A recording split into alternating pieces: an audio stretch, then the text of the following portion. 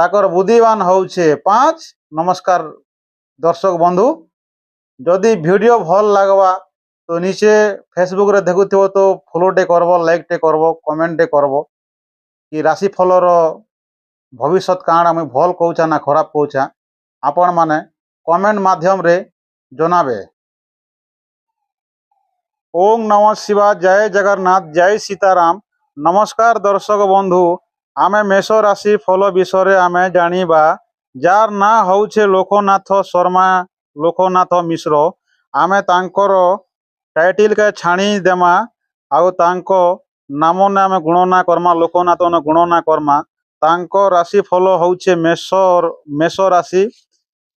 दर्शक बंधु, मेष राशि तांकर होउछे आउ पाद होउछे 1, नक्षत्र अंक होउछे 1, पाद अंग होउछे 4, बल विचार होउछे 4।